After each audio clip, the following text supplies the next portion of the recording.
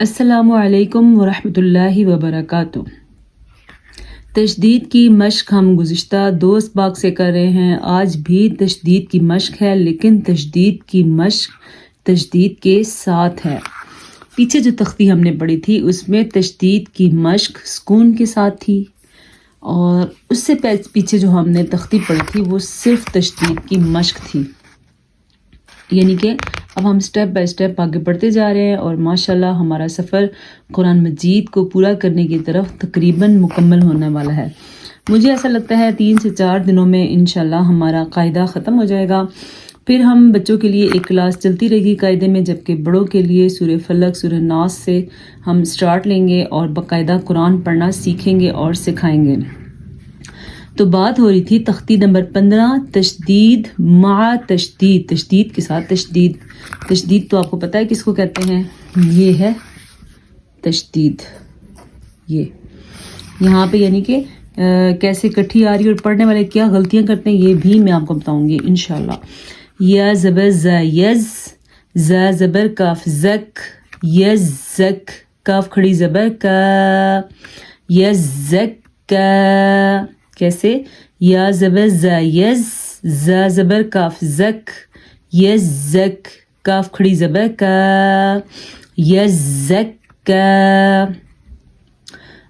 اگر ضرورت ہے تو میں اس کو کھول کے لکھتی ہوں، بلکہ میرے خیال سے کھول کے دیکھ لیں آپ اس کو کیسے لکھیں گے۔ تو کھول کے جو ہم اس کو لکھیں گے، یا زبر ز یز، ز زبر کاف زک، آگے کیا ہے؟ کاف کھڑی زبر کا۔ یہ دیکھیں، یہ لفظ جو یزکا ہے اس کو ایسے پڑھنا ہے۔ اگر آپ کو جس طرح میں پڑھا رہی ہوں سمجھنا ہے تو آپ اپنے قاعدے کے سائڈ پہ یا اپنی ڈائری پہ اس طریقے سے لکھ دیں تو آپ کو کبھی بھی بھولے گا نہیں۔ یا زبر ز یز، ز زبر کاف زک، یز زک، کاف کھڑی زبر کا، یز زک کا۔ یہ بن گیا یز زک کا۔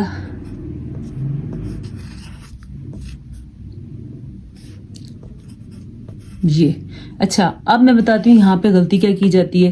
غلطی یہ کی جاتی ہے کہ عموماً بچے جو پڑھتے ہیں میرے پاس، یا بعض کا جو خواتین پڑھتی ہیں وہ پڑھتی ہیں اس کو یزک کا، یہ غلطی کرتے ہیں۔ کیا پڑھتے ہیں وہ؟ یزک کا، یعنی اس شد کو بالکل چھوڑ ہی دیتے ہیں۔ وہ اس شد کو ہم چھوڑ نہیں سکتے کسی بھی صورت میں۔ یزک کا، اس کو آپ پریکٹس کریں تاکہ آپ کو بھولے نہ۔ یزک کا کے بجائے اس کو پڑھا جائے گا یزک کا۔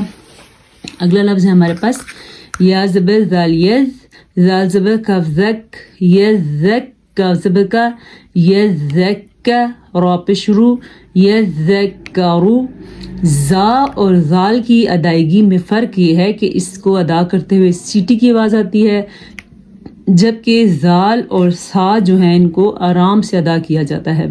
تو یہ یذکرو۔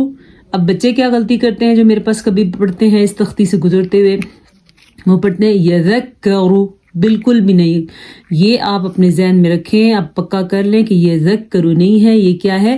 یذکرو، را پر، کیونکہ را پہ پیش ہے۔ آگے کیا ہے؟ حمزہ زبر لام ال، میم پیش دال مد، المد، دال زبر سا دس، المدس، سازیسی، المدسی، را پہ شروع، المدثر۔ یہ لفظ قرآن مجید میں بھی ہے، سورہ مدثر ہے اور سورہ مزمل ہے، لیکن پڑھنے میں اس کو پڑھیں گے المدثر۔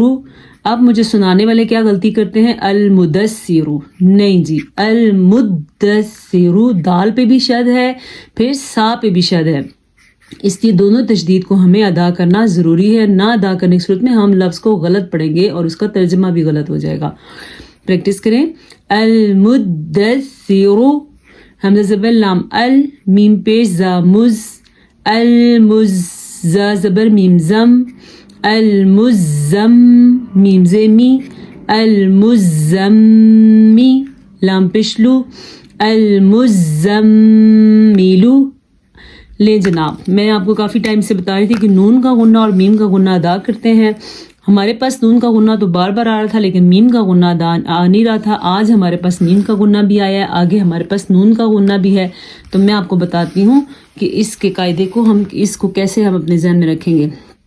قرآن مجید میں جہاں کہیں بھی نون مشدد ہو یا میم مشدد ہو تو اس کا غنہ ادا کیا جاتا ہے. کیسے ادا کیا جاتا ہے؟ جیسے آج ہم نے لفظ پڑھا ہے المزمل,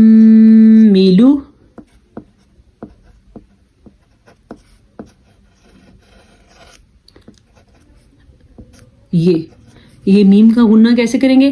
المزمل, یہ میم کی مثال ہے. اور نون کی مثال ہم نے ابھی آگے پڑھنی بھی ہے اور ویسے ہم نے سبق میں پڑھی بھی ہے. کیا ہے؟ جب نون پہ غنہ آئے تو اس کو کیسے ادا کرتے ہیں؟ یہ ان. آپ نے یہ یاد رکھنا ہے جب کبھی بھی نون کے اوپر شد آ جائے یا میم کے اوپر شد آ جائے تو اس کے غنے کو ادا کرتے ہیں. نون مشدد اور میم مشدد کا غنے کی صورت میں ایسے ہم ادا کریں گے جیسے ہم نے ادھر ادا کیا ہے المزمل. میم کو ادا کرتے ہوئے آپ کے ناک میں گونج پیدا ہوتی ہے جس کو ہم وائبریشن کہتے ہیں, اور اسی طرح نون کو ادا کرتے ہوئے بھی ناک میں گونج پیدا ہوتی ہے. ان. ٹھیک ہے, سمجھ آ گیا ہوگا یقیناً آپ کو. حمزہ زیر لام ال, لام زبر لام لل یہاں تک ہو گیا تھا. یہ عین زیر لام عل, لام زیر یا لی علی, یا زیر یا جی علی جی, نون زبر نا علی جینا. دیکھ لیں ہمارے پاس دو شدیں آئی ہیں. آگے ہمارے پاس شد بھی آئے گی اور مد بھی آئے گی, اور 2 دفعہ شد بھی آئے گی اور مد بھی آئے گی. تو اس لیے یہاں پہ اس تختی کی اچھی سی پریکٹس کریں. آج ہم صرف 5 لفظ پڑھیں گے اور اسی کی پریکٹس آپ نے کرنی ہے. جب ہم کل نئی کلاس لیں گے تو آپ کی ان کی پریکٹس انتہائی اچھے طریقے سے خوب طریقے سے ہو جانی چاہیے. علیجینا, آگے وقف ہے تو کیا پڑھیں گے؟ علیجین. علیجین نہیں ہے یہ, علین نہیں ہے یہ ہے علیجین. عین کے مخرج کا بھی خیال رکھنا ہے, اور 2 یا ہیں اور ایک شد کے ساتھ ہے اور ایک ساکن کے ساتھ ہے. ایک طرح سے یہ 3 یا ہو گئی. عین زیر لام عل, لام زیر یا لی علی, یا زیر یا جی علی جی, نون زبرنا علی جینا. وقف کیسے ہوگا؟ علی جین. آگے کیا ہے؟ عین زیر لام عل, لام زیر یا لی علی, یا پیش واو جو علی جو, نون زبرنا علی جونا. وقف کیسے؟ علی جون. یہ ہمارے پاس یا مدہ ہے اور یہ ہمارے پاس واو مدہ ہے. وقف کی صورت میں سے کیا پڑھیں گے؟ علیجون, علیجین, علیجون. آپ یہ بتائیے گا کہ آج کی پریکٹس آپ نے پہلے والے سبق کی ہے یا نہیں کی. لیکن ابھی جو سبق پڑھا ہے اگر آپ ہر سبق کی پریکٹس کریں گے, آپ اسی طریقے سے پڑھ لیں گے تو انشاءاللہ آپ کو قرآن مجید پڑھنے سے کوئی بھی چیز روک نہیں سکتی. اور عنقریب اس ہفتے کے اندر انشاءاللہ ہم قرآن مجید کی طرف جا رہے ہیں, تو اپنی آپ اس سبق کو اچھی طرح سے پکا لیں تاکہ آپ کو قرآن مجید پڑھتے ہوئے بھی کسی قسم کی کوئی مشکل نہ ہو. ٹھیک ہے, یہ ہمارا آج کا سبق ہے. اور میں بتانا چاہوں گی یہ یا مدہ اور واو مدہ کے بارے میں اور الف مدہ کے بارے میں. قرآن مجید میں جہاں کہیں بھی الف سے پہلے زبر ہو تو وہ الف مدہ ہوگا. ٹھیک ہے, اور یا سے واو سے پہلے واو ساکن سے پہلے پیش ہو تو وہ واو مدہ ہوگا. یا ساکن سے پہلے زیر ہو تو وہ یا مدہ ہوگا. تو اس کو کیسے ادا کریں گے؟ با زبر الف با, اتنا اس کو لمبا کرنا ہے. ٹھیک ہے, اور یہ یا مدہ کیسے ہوگا؟ با زیر یا بی, یہ یا مدہ ہو گیا. اور واو مدہ کیسے ہوگا؟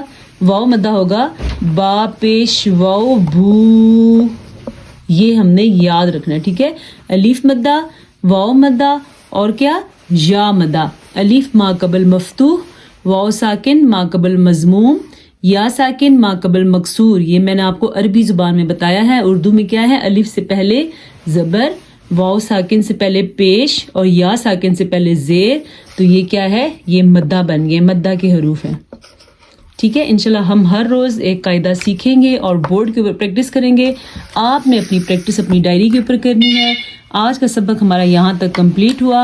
ہم ملیں گے ایک نئے سبق کے ساتھ اور کچھ نئے قواعد کے ساتھ. السلام علیکم ورحمۃ اللہ وبرکاتہ.